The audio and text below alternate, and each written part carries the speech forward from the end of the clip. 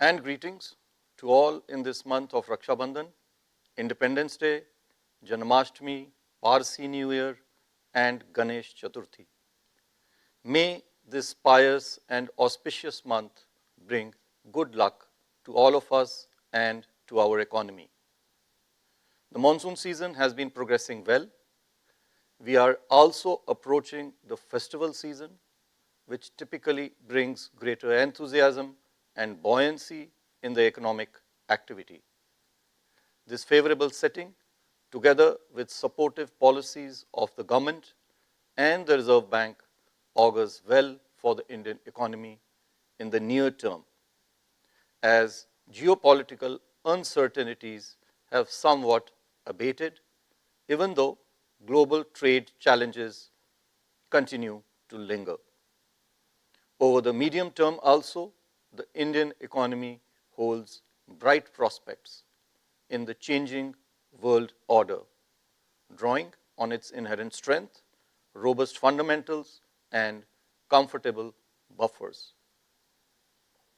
Opportunities are there for the taking, and we are all making efforts to create enabling conditions through a multi-pronged yet cohesive approach to policy making. Globally, policymakers are faced with muted growth and slowing pace of inflation, with some advanced economies even witnessing an uptick in inflation. As the dust settles and a new equilibrium emerges in the new global order, policymakers will have a tough task navigating a world characterized by modest growth, sticky inflation, and elevated public debt levels. At the Reserve Bank, leveraging on the room provided by a significant moderation in inflation, we have taken decisive and forward-looking measures to support growth. The coordinated use of various tools available to us has helped accelerate monetary policy transmission in the current easing cycle. The Monetary Policy Committee, MPC, met on the 4th, 5th, and 6th of August to deliberate and decide on the policy repo rate. After a detailed assessment of the evolving macroeconomic and financial developments and the outlook, the MPC voted unanimously to keep the policy repo rate under the Liquidity Adjustment Facility, LAF, unchanged at 5.5%. Consequently, the standing deposit facility rate shall remain unchanged at 5.25%, and the marginal standing facility rate and the bank rate at 5.75%.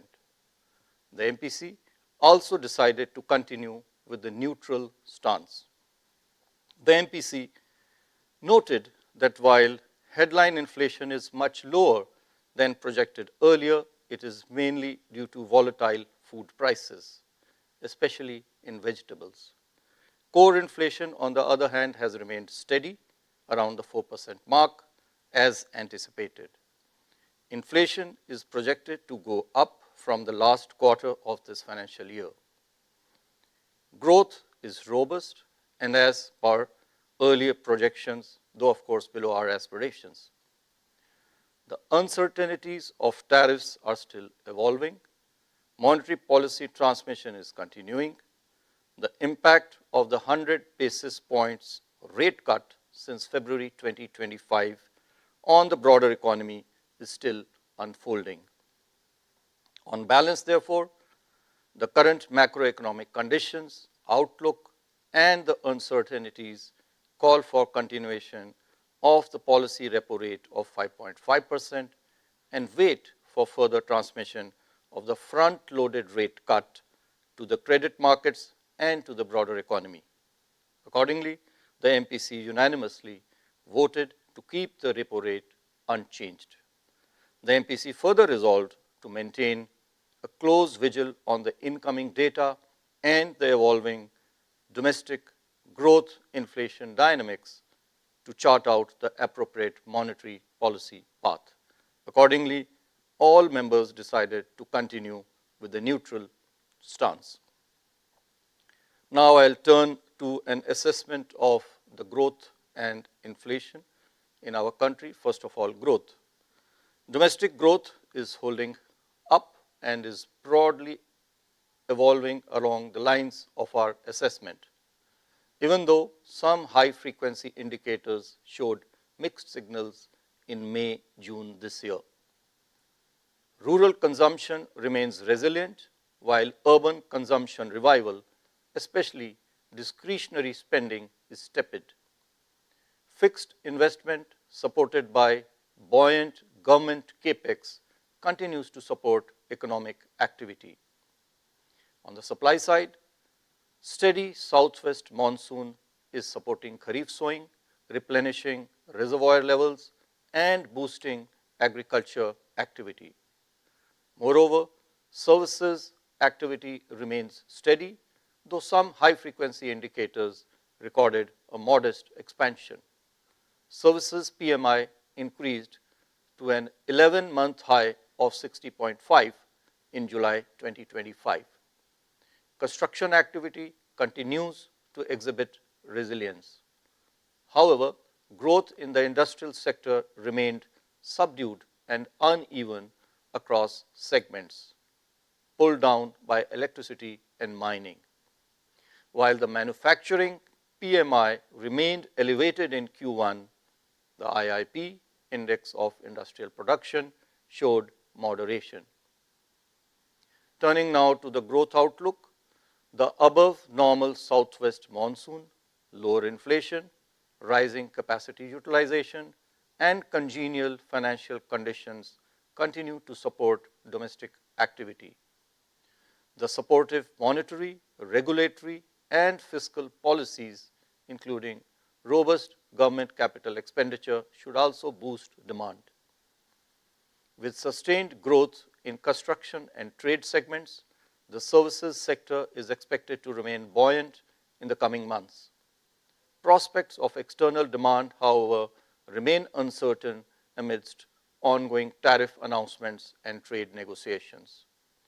The headwinds emanating from prolonged geopolitical tensions, though abated as I mentioned earlier, persisting global uncertainties, and volatility in global financial markets pose risks to the growth outlook.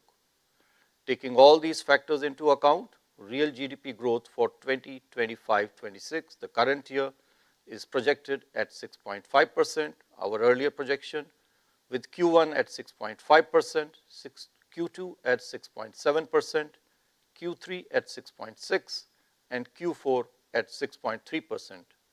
Real GDP growth for Q1 next year, 2026-27, is projected at 6.6%. The risks are evenly balanced. I will now speak on the domestic inflation. CPI headline inflation declined for the 8th consecutive month to a 77-month low of 2.1% in June. This was driven primarily by a sharp decline in food inflation, led by improved agricultural activity and various supply-side measures. Food inflation recorded its first negative print since February 2019. It was negative 0.2% in June. Double-digit deflation in vegetables and pulses drove this contraction. High-frequency price indicators signal a continuation of the lower price momentum in fruit prices to July, the last month as well. Fuel group inflation moderated over 2 successive months to record 2.6% in June. Core inflation, on the other hand, which remained within a narrow range of 4.1 to 4.2% during February to May this year, increased slightly to 4.4% in June, partly driven by continued increase in gold prices. The inflation outlook for 2025-26 has become more benign than expected in June. large favorable base effects combined with steady progress of the southwest monsoon, healthy kharif sowing, adequate reservoir levels, and comfortable buffer stocks of food grains have contributed to this moderation. CPI inflation, however, is likely to edge up above 4% in Q4 of this year and beyond, as unfavorable base effects and demand side factors from policy actions that we took a little while ago, a few months ago, come into play. Barring any major negative shock to input prices, core inflation is likely to remain moderately above 4% during the year. Weather-related shocks pose risks to inflation outlook. Considering all these factors, CPI inflation for the current year 2025-26 is now projected at 3.1%.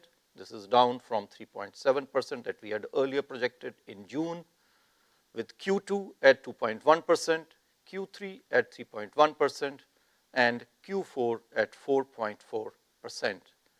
CPI inflation for Q1 next year, 2026-27, is projected at 4.9%.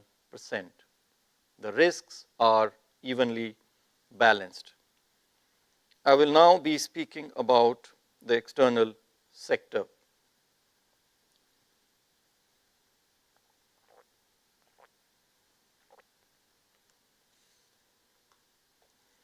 India's current account deficit CAD moderated to 0.6% of GDP last year in 2024-25 from 0.7% of GDP in 2023-24.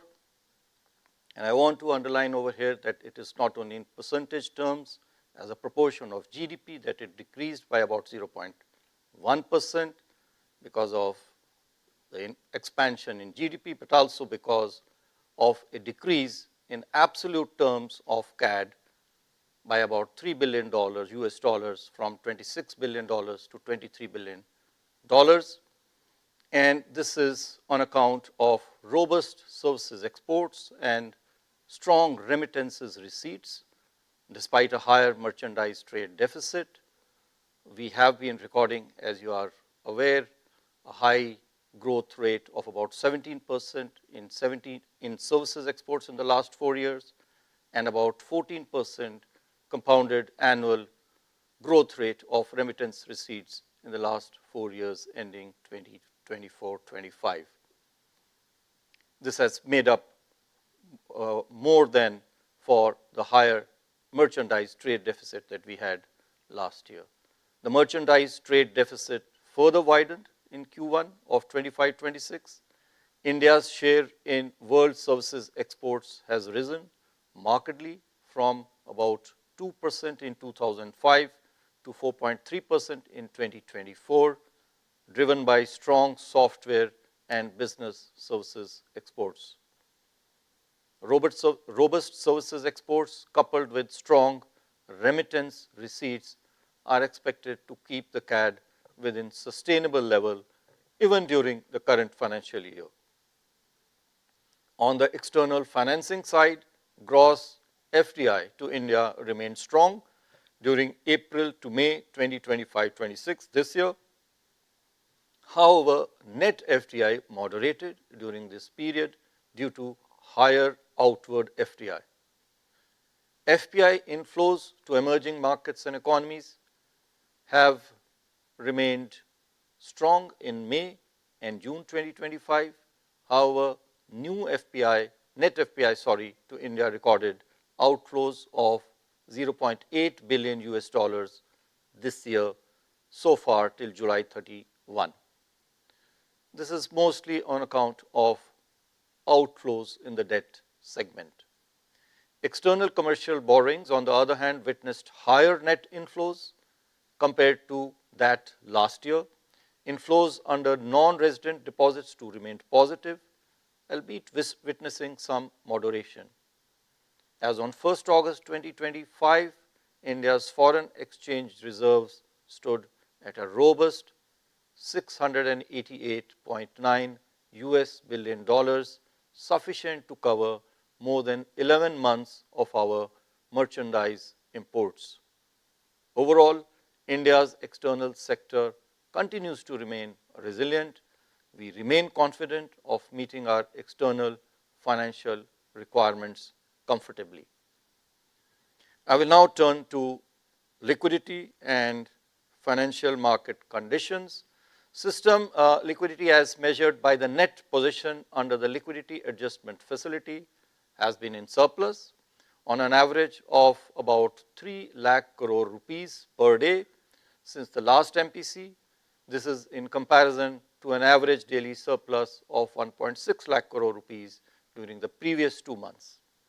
Going ahead, as the CRR cut announced in last policy comes into effect in a staggered manner beginning September, it would further support liquidity conditions. The comfortable liquidity in the banking system has reinforced transmission of the policy repo rate cuts to the money, bond and credit markets during the current easing cycle.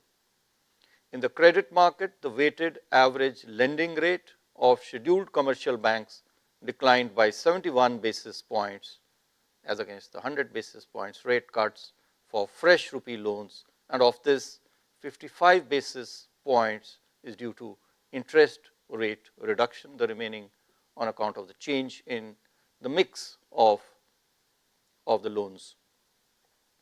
Further, on outstanding rupee loans since February 2025 to June 2025, there has been a 39 basis points reduction in the weighted average lending rate.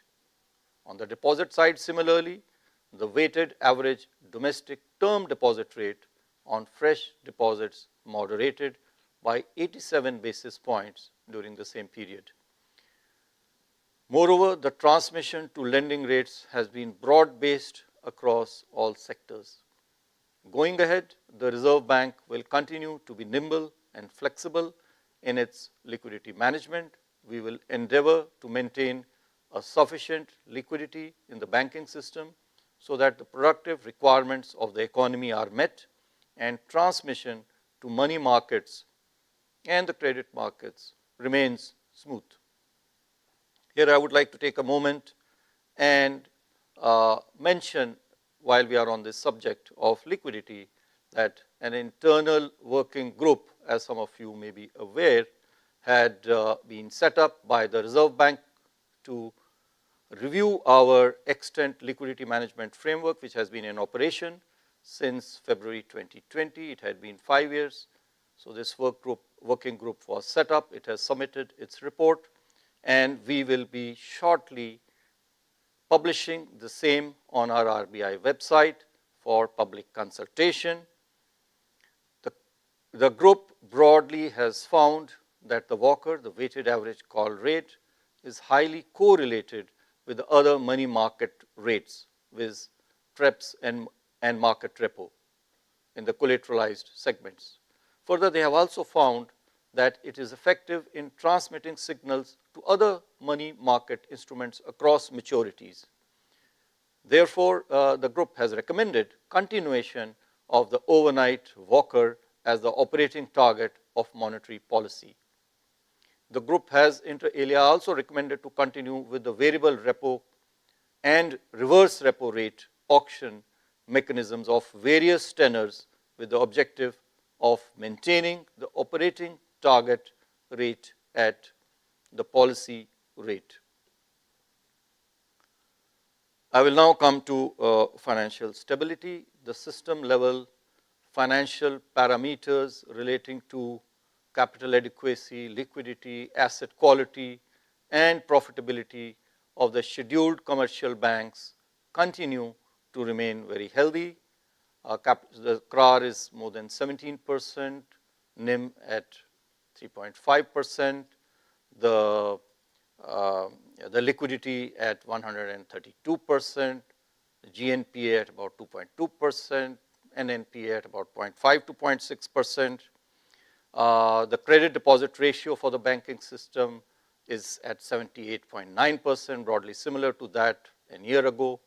Similarly, the system level parameters of NBFCs too are sound with adequate capital position and improved gross NPA ratios.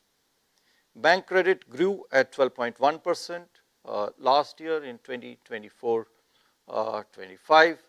and I want to highlight over here that while it was slower than the growth rate of 16.3% in 23-24, it is higher than the average growth rate of 10.3% recorded in the 10-year period preceding 24-25.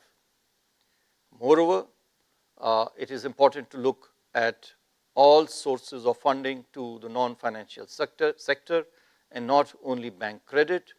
And so we find that in 24-25, while the bank credit, non-food bank credit in fact, reduced by about 3.4 lakh crore rupees from 21.4 lakh crore to almost 18 lakh crore, the flow from non-bank sources more than made up for this decrease. Thus, even though growth rate of bank credit slowed last year, the overall flow of financial resources to the economy increased from 33.9 lakh crore rupees in 23-24 to 34.8 lakh crore rupees last year. That is an increase of almost a lakh crore of rupees. And we find that this trend continues even during the current financial year. As transmission to money markets has been faster, large corporates increasingly have relied on market-based instruments such as commercial paper and corporate bonds to source funds, reducing their exclusive reliance on bank credit. Similarly, profitability of large corporates has increased. Their internal resources, therefore, have become an important source for business expansion. Before I conclude, let me underline that for us at RBI, the interest and welfare of citizens of India is foremost. It is the people of India, including those at the very bottom of the pyramid, who are our raison d'etre, the reason of our being. In this regard, therefore, I have three consumer-centric announcements to make. One, as Jan Dhan scheme launched about 10 years ago, completes now the decade. A large number of accounts have therefore become due for re-KYC. The banks are therefore organizing camps at Panchayat level from 1st of July to 30th of September in an endeavor to provide services at consumer doorsteps. Apart from opening new bank accounts and re-KYC, the camps will also focus on micro-insurance and pension schemes for financial inclusion and customer grievance redress. Two, we will be standardizing the procedure for settlement of claims in respect of bank accounts and articles kept in safe custody, or in other words, safe deposit lockers of deceased bank customers. This is expected to make settlement of such claims more convenient and simpler. Three, we are expanding the functionality in RBI Retail Direct platform to enable retail investors to invest in treasury bills through systematic investment plans. I now make my concluding remarks. Despite a challenging external environment, the Indian economy is navigating a steady growth path with price stability. Monetary policy has appropriately used the policy space created by the benign inflation outlook to support growth without compromising on the primary objective of price stability. Transmission of our recent policy actions to the broader economy is underway. As the Indian economy strives to attain its rightful place in the global economy, a stronger policy framework across domains and not just limited to monetary policy will be pivotal in its journey. We, on our part, will continue to be agile and proactive in maintaining and providing a facilitative monetary policy, which will be based on incoming data and the evolution of the growth inflation dynamics. As always, we will have a clear, consistent and credible communication backed by actions necessary for the task at hand. Thank you, Namaskar and Jai Hind.